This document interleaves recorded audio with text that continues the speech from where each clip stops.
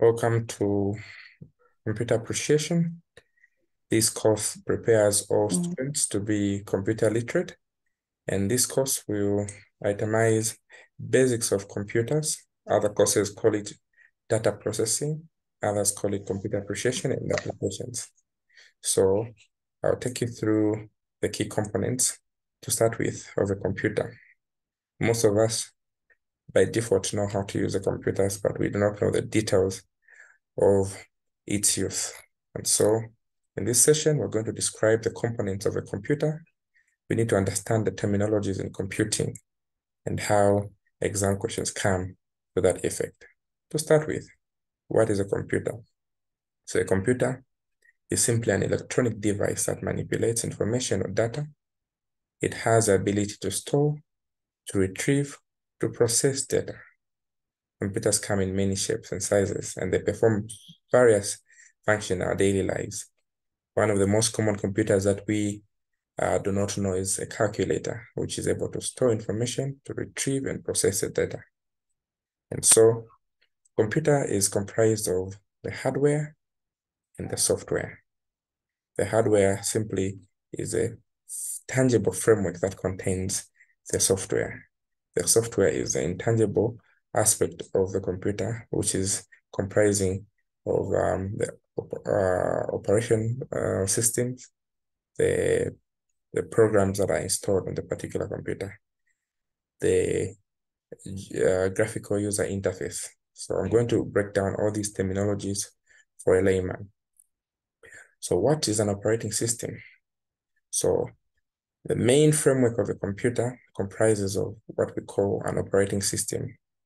This operating system makes the computer convenient or usable. It helps process data. It provides you and I a convenient interface with the computer to speak and converse with the computer itself. So this is what we call the operating system. So the objectives of an operating system are, number one, to act as an intermediary between the hardware and its users.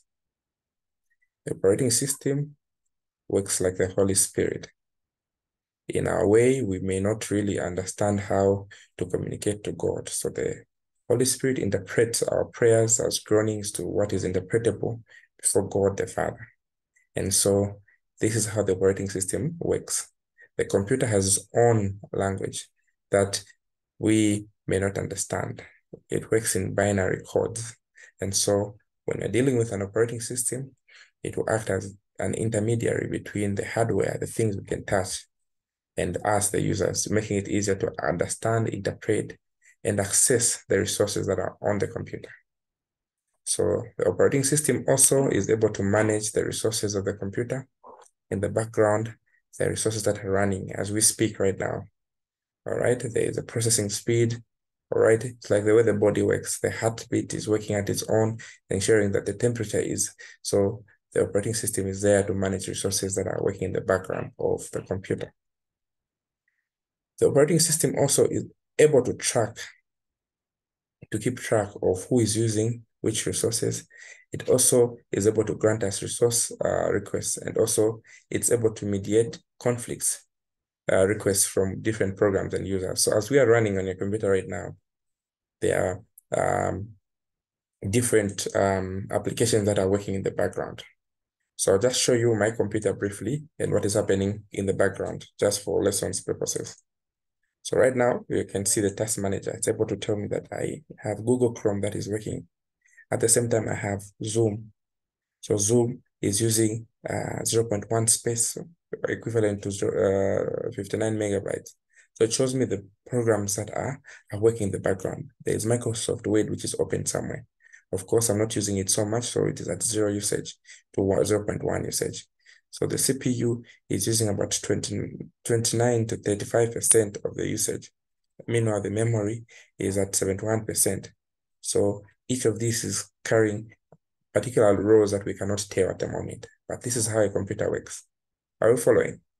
And so this is the role of our operating system. It's there to provide efficient and fair sharing of resources among the users of the program.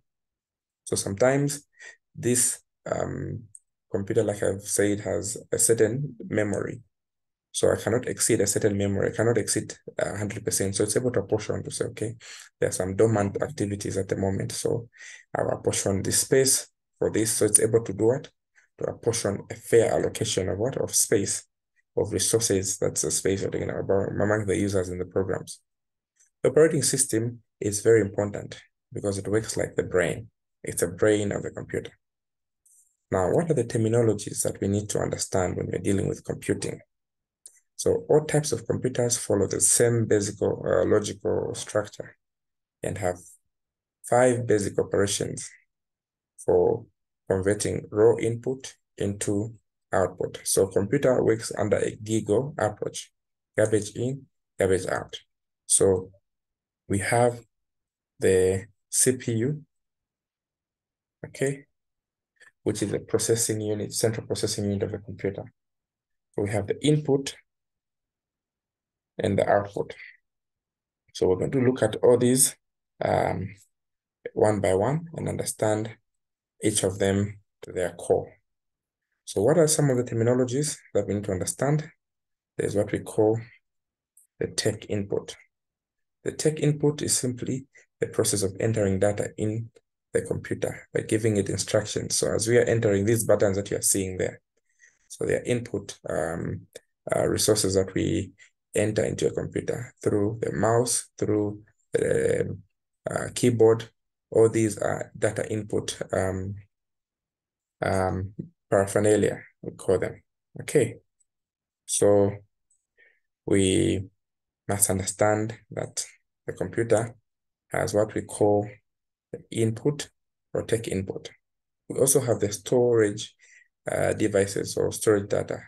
When we're saving our information and instructions, they need to be available for processing. But when they're not in processing, they need to be stored into the RAM or ROM temporarily. So we have storage data. So these ones, I'll explain them in depth. We also have this processing data, which perform the arithmetic logical operations in order to convert the input that we put into usable information. We also have the output information, which is useful for the user to be printed out as a report or to be displayed on the screen using the VDU or the screen, we call it. We also have the control workflow. So this one directs the manner and sequence in which the operations must be performed. So the key descriptions that we have the input devices, the storage devices, the processing devices, the output devices, and the control devices. So these terminologies together will give us this framework. We have the input unit.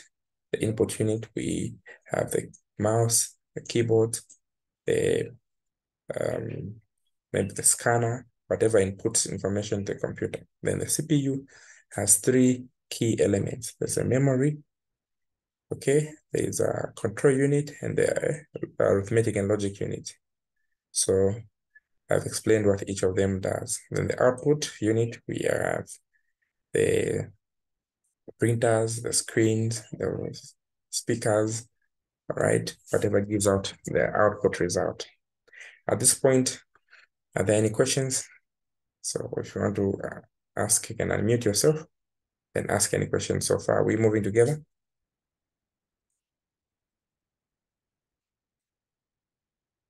Yes, we are moving together. I'm following. All right. So now the components of the computer, like I've explained, we have input devices. The role is to input data into the CPU. The CPU has 3 components. We have the processor, which gives instructions. And these instructions will put in the random memory, which will be awaiting processing. So this random memory will either be processed directly to output devices or will be taken for storage. So this is how the computing process goes. So there are 6 components that the computer has: the input devices, the processor, the memory, the output, the storage devices, and the communication devices. So the processor, memory, storage devices are all housed in a box, which we call the central processing unit, or the CPU, or together they're called the system unit. So we have peripherals, which are connections, which are attachments, which are devices that are connected to this central processing unit. So you've seen a box-like thing, which we call the CPU. The peripherals which we connect that are controlled by the CPU. So these peripherals can either be input or output. So let's start with the first part, which we call the input unit. The input contains devices which will help us enter data into the computer. These input devices will link the user to the computer. The input will translate our information in a form that the computer can understand. So when we press 2, for you, you're seeing 2 there, but what the computer actually gets is a code, which is either in a standard that I'll explain later on. So input devices, examples that we have would be, number 1, we have a keyboard. You know what a keyboard is and how it looks like? A keyboard is an input device that contains keys that users may press to enter. This may have numbers, letters, functions, and symbols. So a keyboard is an input device that contains what? Characters that the user enters to give instruction to the computer. We have a stylus, which is a tiny pen, which we can use to write, to sign. When we go into the banks, when we want to write a signature, it's a pen or an electronic pen that we use to input data in written form. A mouse is simply a pointing device that fits comfortably under the palm of your hand. We have a cordless mouse or a corded mouse, which inputs data. It flows through the direction of the flow of our hands. We also have what we call a touchpad, which works like a what? It can be a screen. It's a rectangular pointing device, okay? Where we use, when we don't have a mouse, we can just touch there. So most notebooks or computers have a touchpad, which is a small flat rectangular pointing device. So we can see the input devices. So this is our what? Our keyboard. This is our mouse, which has the right mouse button. We have the wheel. We have the left mouse button. We have our thumb button. Then here, this is a touch button. But if we don't want to use the mouse, we can do everything that is there. Okay. I hope you're able to relate with the devices you've interacted with. This is exactly what we're talking about. All right, so we go to the central processing unit. This we call the CPU, is considered the brain of the computer. This brain of the computer performs all types of data processing operations.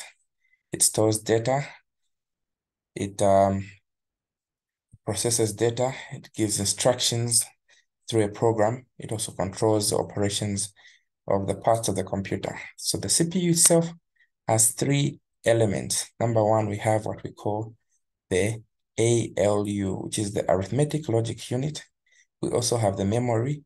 We also have the control unit. Now, what do these elements do? So the CPU has 4 basic parts.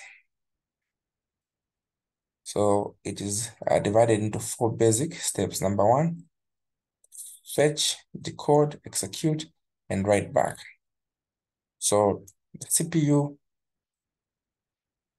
is this box which has components here, which we call the motherboard. There's the processor, which is a small chip. We have the RAM, which are the memory that give you the speed of the processing that the computer may have. Sometimes computers, you've noticed, are slow because this RAM chip is either small. The bigger the RAM space, the faster. We also have an external drive where we store data. Suppose our memory is full. We also have our power supply. This is part of this box where we connect the cable to the power. It gives energy to this box. So this is the keyboard, the input device. These are speakers which are connected to the CPU. All these connections to the CPU are called peripherals. So the operations are either to fetch, to decode, to execute, and to write back. So fetching is the process of what? Retrieving programs or instructions from memory. Decoding is simply the process of breaking down the instruction into parts.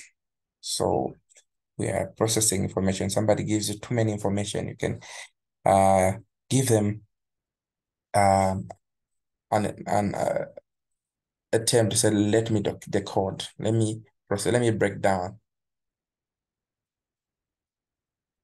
So this is what we call decoding, to break down huge volumes of information into small parts.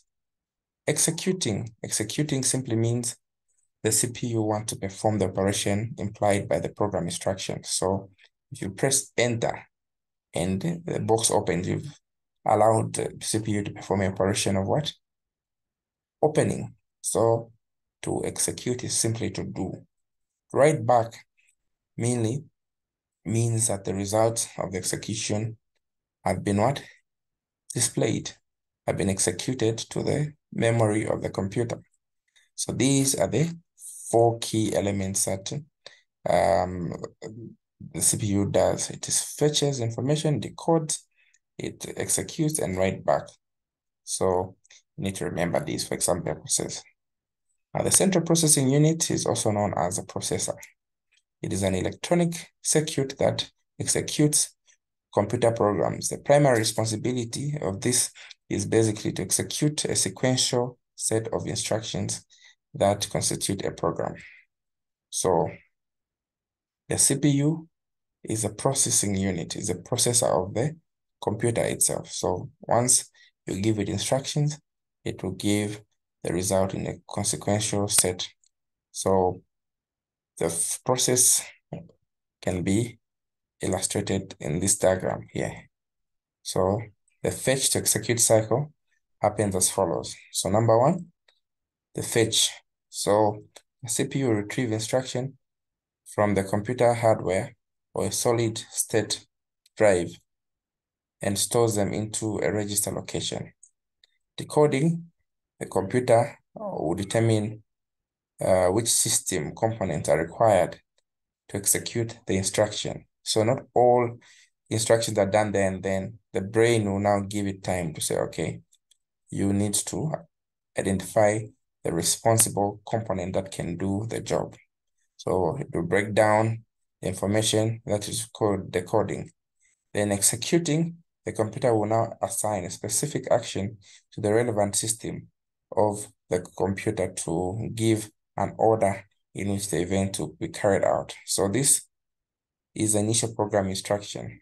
So when the execution is given, it will now be either printed out or stored. So the store is simply a newly processed or written, is written into the memory location, which we call the HDD, which is the hard disk drive, or the SSD that we now have. All right. So we have execution time and instruction time. So these are 2 key elements that we are talking about. So information, instruction is given to the computer. The computer will break down the information into smaller parts and identify who does this best. So to identify who do this is called decoding. Decoding, we go to executing. The executing will identify the specific action to be done by whom. After it is done, you are now going to store it temporarily in the HDD or the SSD. All right. So SSD is a new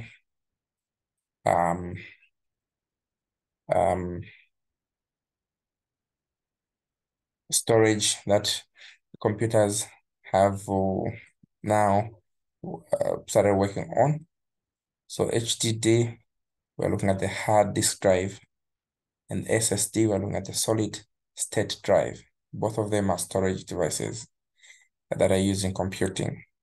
However, when you're dealing with SSD, these are flash-like memory chips that are installed in computers.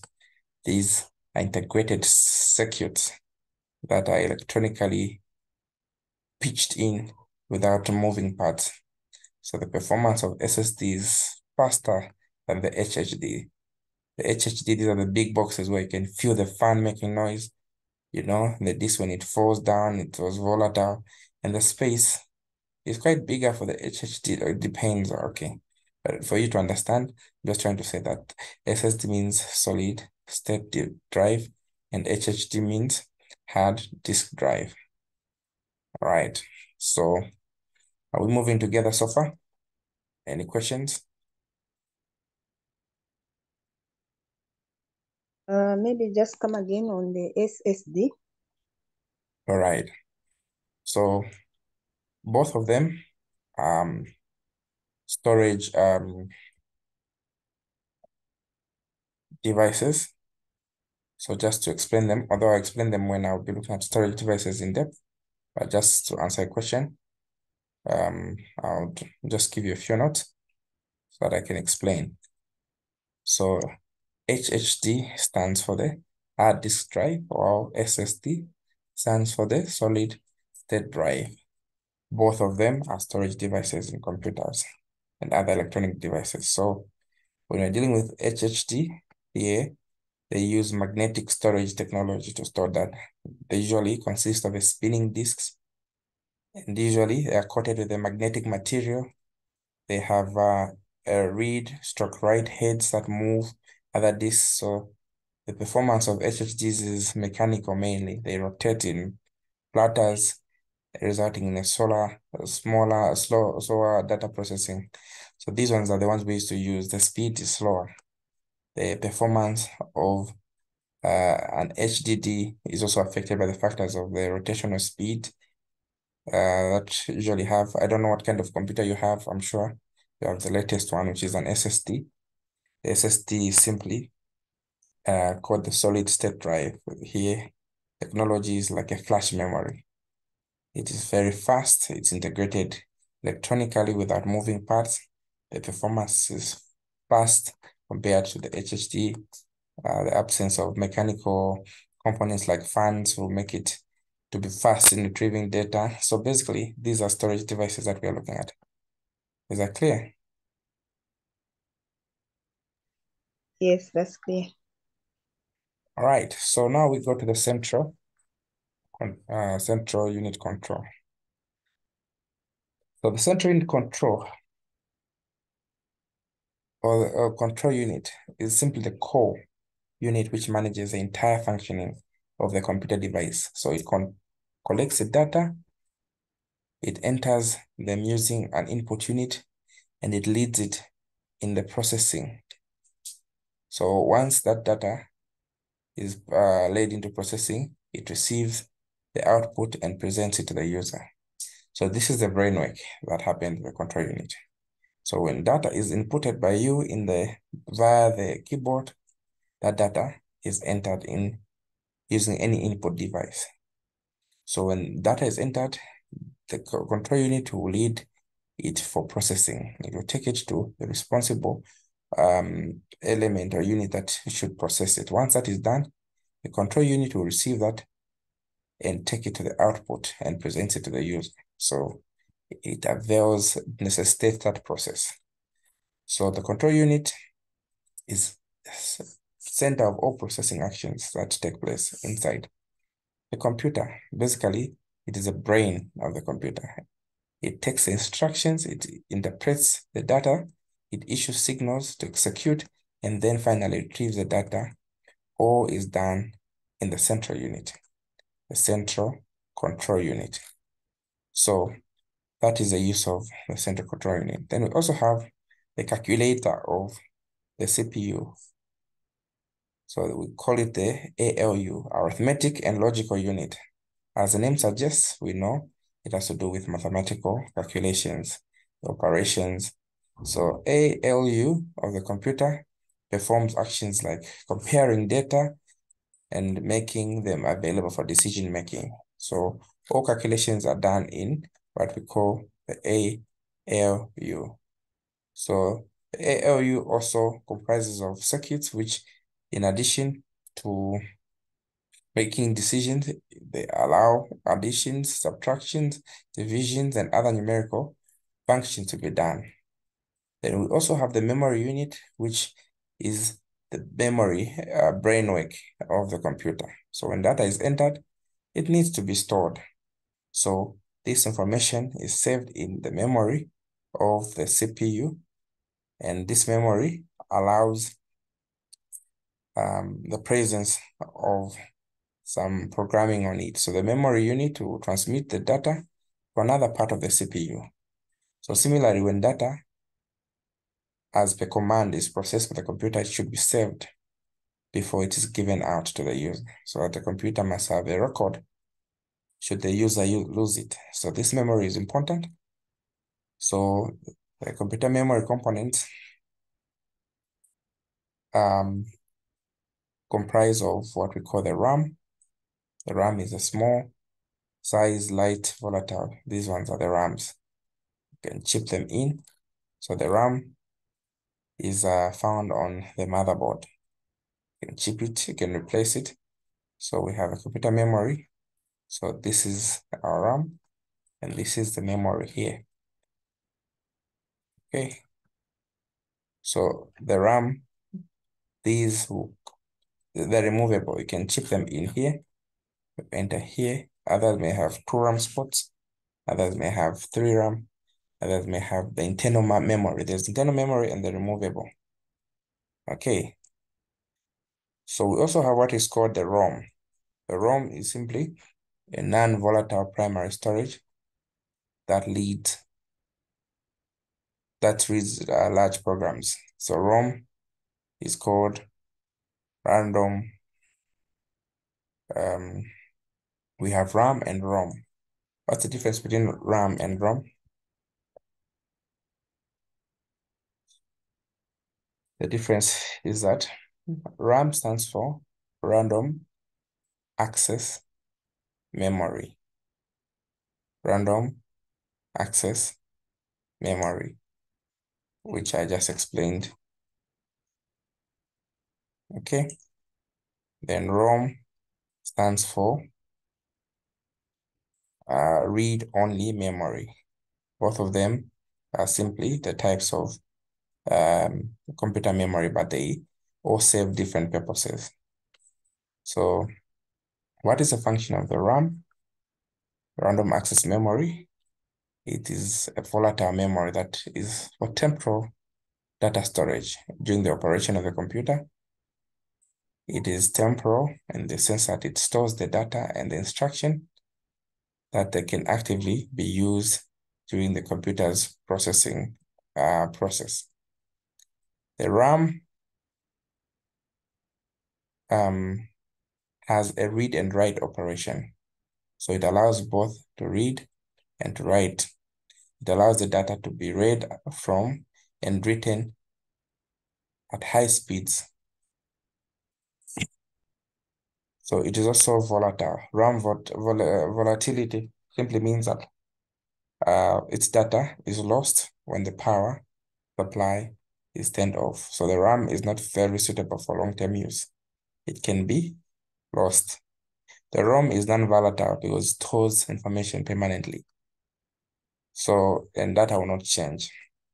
Unlike the RAM, ROM is read-only, meaning the data which is stored in the ROM cannot be modified, cannot be overwritten by a normal computer operation. So this data is actually burned onto the ROM during manufacturing. It remains part of the computer. So there are certain computer programs that you notice that if you want to delete them, it is not possible because they are in or the ROM.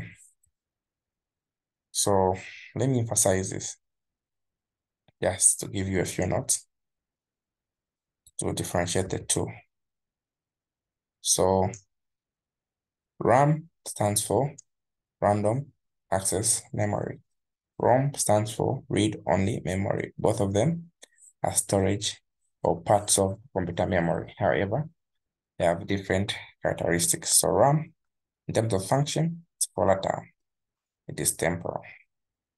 It is read and write, meaning you can alter them. You can read, you can write on them. It also allows you to access it at high speeds, making it essential for a running application. Multitasking, you can make alterations. It's volatile, meaning that the data can be lost when power is not turned off. Therefore, it is not suitable for long-term usage. So capacity it's varying from gigabytes to terabytes. The amount of RAM space that you have will affect the performance. If you have more RAM space, it allows you to multitask. ROM, on the other hand, is non-volatile, means it's permanent instruction. You cannot change it. Here, it contains what? The data from the manufacturer. So this kind of information, you cannot alter it. All right, so just explain in further in depth. Let's explain in depth and just shed more light. So the function, in terms of functionality, said it's non-volatile, meaning it's a permanent instruction. It's read-only, meaning you cannot alter it. You cannot modify it. It's banned onto the program. Types of ROM, we have a mask ROM, which is MROM. This is a programmable ROM. We also have erasable, programmable ROM. We also have electronically erasable, programmable ROM. These are variations that have come up with time. But what I can say, examples of ROM contains computer BIOS. This BIOS is a basic input-output system, which provides initial instruction for the computer to start up when it's powered on. So it also stores a firmware for the devices such as game consoles, routers embedded in the system. You've seen when you're switching on a computer, you'll see the Windows logo coming on, or you see the name of the computer because it is burned on. So in a nutshell, a RAM is volatile because it's used for temporal storage during the computer's operation, whereas a RAM is non-volatile. It stores permanently. RAM allows fast read operations, but it should have consistent power supply, whereas ROM is read only. Whether you are off or on, it's still there. It is also essential for booting up or running devices. So this is more about the memory. I was trying to elaborate more. So the memory also has what we call a cache memory. So it's extremely fast memory type that acts as a buffer between the RAM and the CPU. So here is a memory structure. Cache memory. So we have the CPU, we have the cache, we have the RAM, we have the memory devices. Under the cache, we are told that the RAM here, excuse me, the RAM here cannot keep up with the speed of the processor. So the cache stores the data and the instructions. Then under the RAM, here we are told that the processor can access the data in the RAM at a faster pace than the storage device. And the memory devices here, we're told that the running applications, data, commands are transferred to the RAM. So this is just one process that you just need to master. So we're also told that under computer memory, it holds frequently required data and instructions so that they can immediately be available to the CPU when they're needed. Memory is also important because it helps reduce the average time to access from the main memory. So instead of you accessing data from the main memory, temporarily the memory will keep some data that will be usable to, so that it works like the subconscious of the brain. So there's some information that is stored temporarily instead of you trying to look. It's just at your fingertips, just in the random access. Then we have the motherboard. Motherboard is that plate that I showed you, which consists of sockets in which microprocessors are chipped in. The memory slots are, the chipset is there, the volatile memory, so the sockets are there. So some motherboards also contain logic and connection. So this is what we call the motherboard. This plate where all these falls in. So you can see these here are the slots where you put the what? The RAM. Then we have this thing here, which we call power source, where you connect the what? The cables. We also have here where you put the flash. Okay, everything sits on the motherboard. So this is called the motherboard. So I wish I had a physical class to show you. At my center, when we're teaching students, we get to show them literally to understand at least the basic parts. When this is bent, usually it defines the depth of a computer. You just need to buy the whole motherboard. All right.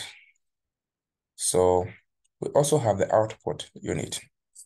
The output unit, this is the unit that consists of devices which help get information from the computer. So they are peripherals connected to the computer, which translate computer's brainwork to understandable notes that you and I can relate to. So devices that fall under output include the monitor, the speakers, printers, the other many peripherals. So a printer, we know that by definition is an output device that produces text and graphs on a physical medium like a plain paper. So outputs that we can relate to that come from printers are magazines, papers, calendars. All these come from a printer. So a printer is an output device that gives a pictorial or text form. Another one is a VDU. A VDU is simply a screen like you have seen right now here, which displays whatever has been processed in the computer.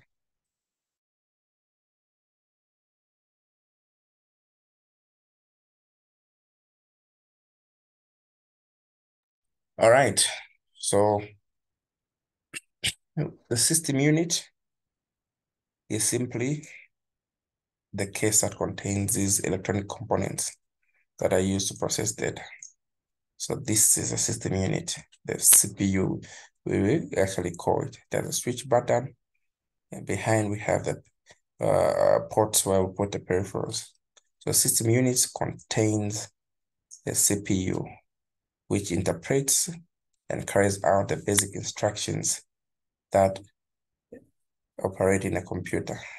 The CPU contains the ALU, which is a arithmetic logic unit. It contains the RAM, which consists of electronic components that store instructions are waiting to be executed when needed.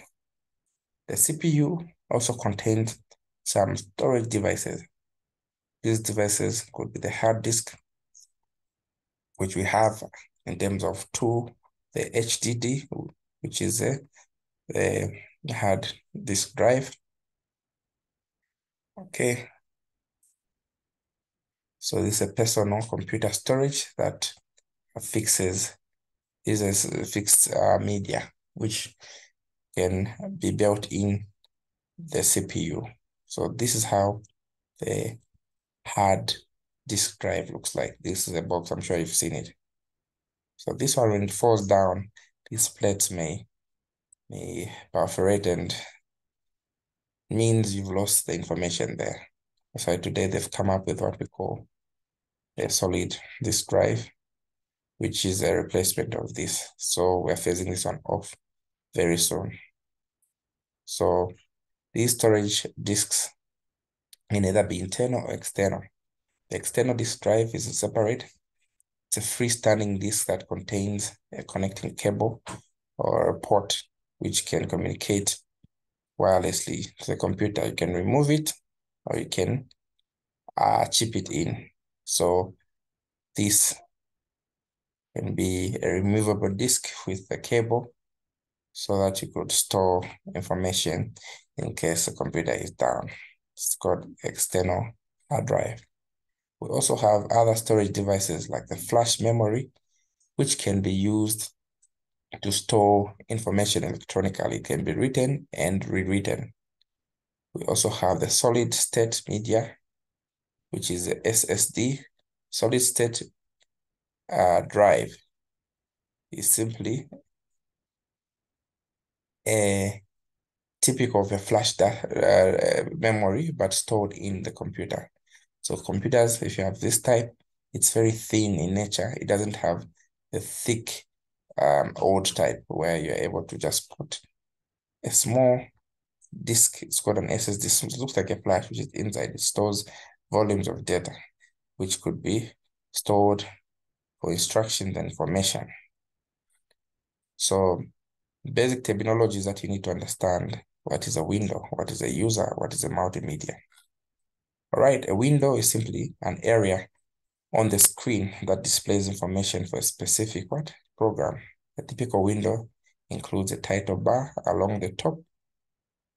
It also describes the contents that the window is followed by a toolbar. It also contains the user interface. It contains the Windows remaining area. So I'll give you an example later on. The user is you and me who uses a computer. This includes the expert, the programmers, even the novice. The end user can also be looked at as any individual who runs the application and the program. So this is the end user. Output, we have multimedia, which is a term used to describe the computer output that includes sound, text, graphics, movies, animations, sound card. All these are examples of multimedia. So multimedia device, as a monitor displays them in graphics, is what we enjoy. The sound, the music, that is what we use to describe as multimedia. So multimedia is simply a term describing computer output that includes sound, text, graphics. In summary, IT is simply a terminology which we use to explain. So IT is technology that helps to produce, manipulate, to store, to communicate, and disseminate information. So computers are simply electronic devices that can accept, process, and produce or store information. There are different types of computers. There are also different types of interfaces. So this is our first lecture. I hope you got one or two things from there, unless there are any questions.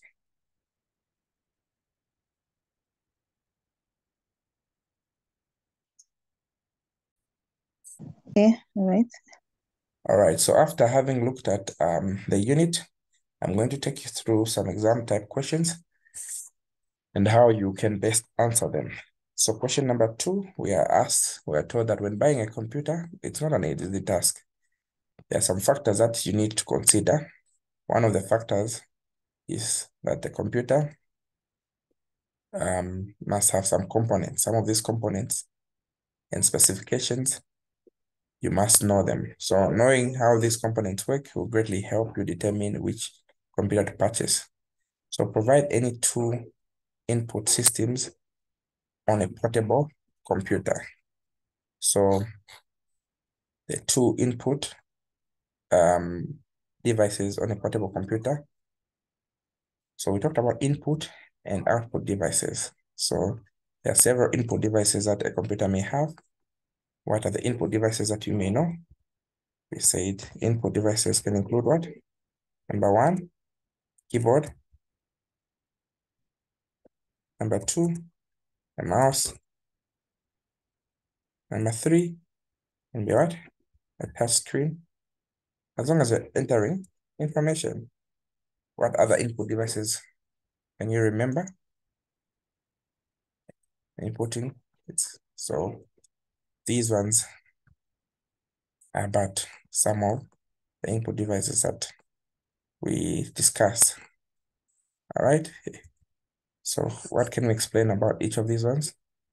All right. So a keyboard is simply a common input device that is on a portable computer. It consists of keys, letters, numbers, symbols, and functions. So users can key in text command by pressing on the keyboard. On the portable computer, it can be physical, where the keys can be what? Tactile, so they require physical pressing. What is a touchpad? A touchpad is simply another input device which is found on the portable computer, where you can simply touch the screen and enter by pointing your finger and scrolling it on the surface. So these ones are usually also able to zoom in by pinching or extending on the computer. All right. So question number 2, computer interfaces like CLI, GUI. Of course, this one I didn't take you, it may be in the next class. What do they imply? Okay. So these ones can be answered as follows. So these stand as follows. We have the CLI, which is the command line interface. It's a computer interface that allows users to interact with the computer by using text-based commands. In CLI, users type in specific commands to perform tasks or execute programs. So an example can include the Windows command prompt under Linux or Unix shell. So CLI commonly used by advanced users or programmers, the system administrators, for its flexibility and powerful commands. GUI is also a graphical user interface, which computer interface utilizes graphical elements such as icons, windows, the menu, the buttons to interact with the computer. It provides a visual representations of tasks and allows the users to interact with the computer using the mouse, the touchpad, the screen. Examples are Windows operating system like we are, the Mac OS, the mobile phones, the mobile devices like the iOS, the Android. All these are GI, graphical user interfaces that are friendly and widely used today. VUI is a voice user interface, which is a computer interface that enables you and I, the users, to interact with the computer by using commands that are spoken in the inputs. So we have virtual assistants like Alexa. We have Siri. You've heard of these on the phone. We have Google Assistant. These ones help us understand and respond to the voice commands. So these voice user interfaces are applicable in devices like smartphones. We also have smart speakers. We also have voice controlled systems allowing you to perform tasks without using your hands. So we also have FBI and MDI. These are not commonly used, but FBI refers to the Federal Bureau of Investigations, whilst MDI it's a multiple document interface in certain softwares applications, but it's not widely recognized. And then what is the difference between the volatile and the this is what I was trying to explain earlier on. Okay, so the volatile and the non-volatile. So this is what we had today's lesson. When we're dealing with a volatile, basically we're talking about a power-supported memory. So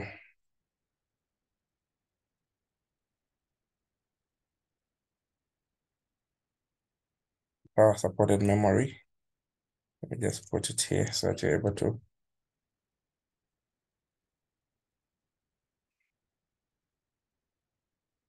So the volatile memory is a memory that refers to the continuous power supply to retain the data. So when that power is lost, that memory is also lost. Examples include the random access memory. It is used to temporarily store instructions during the operation. When the computer is turned off or restarted, the RAM is also erased. So we also have the non-volatile memory, which we refer to as the ROM.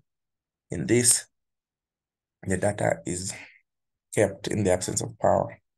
This information is given instruction just at manufacturing. It's permanent instructions that do not change, and it is stored in what we call a BIOS.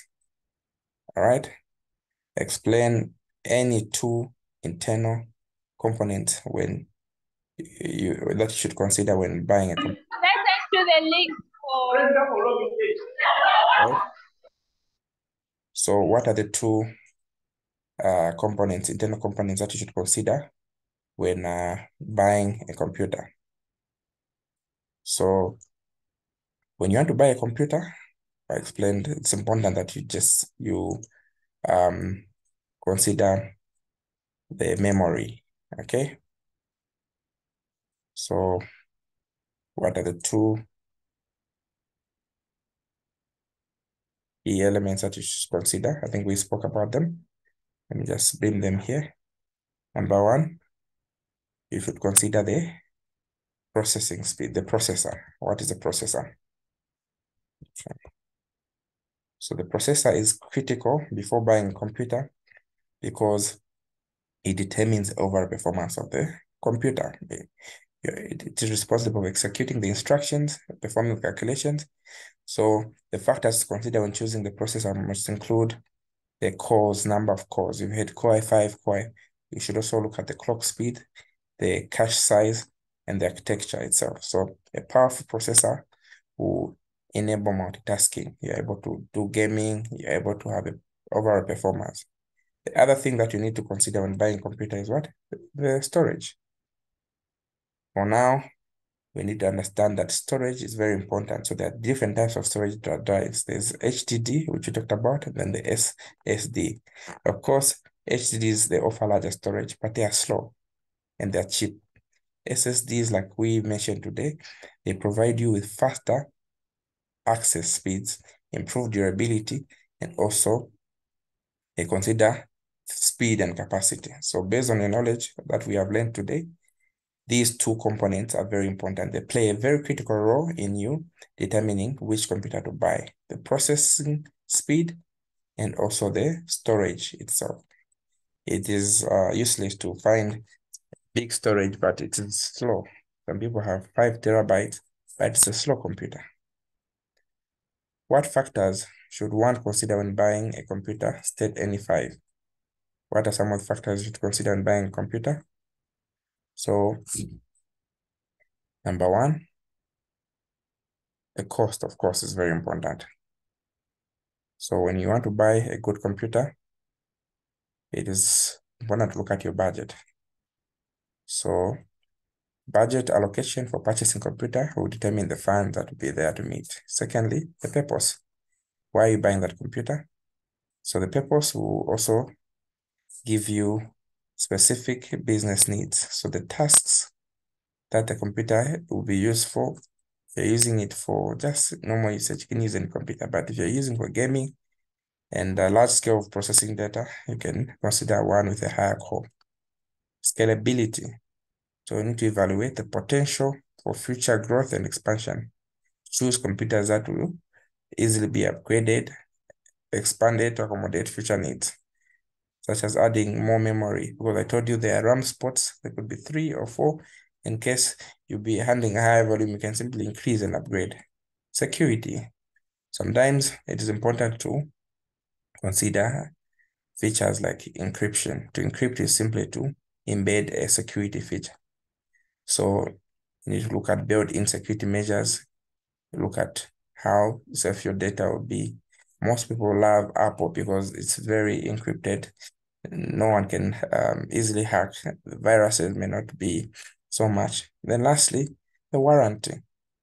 You need to look at the support and warranty. So research on the availability of technical support, the warranty coverage, and after-sales service that will be given.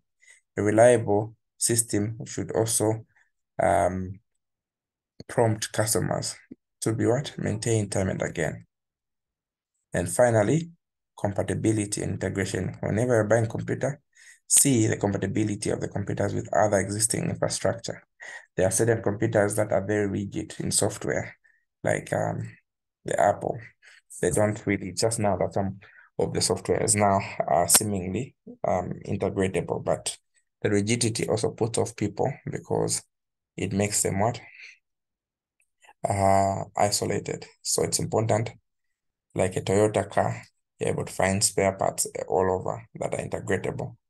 It is useless to find a car whose spare parts are not found with other manufacturers. Same with a laptop or computer. So I hope this has helped us a lot in how to approach. So we're going to look at some of the exam papers in relation to the units that I'm going to take you through. So as I'll be looking at the other units,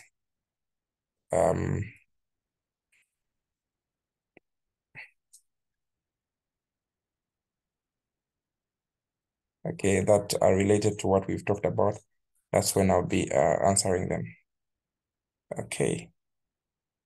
So question number 1, define the following terms. What is the system software, information system, operating systems, application? So we've only looked at these two, system software and operating system.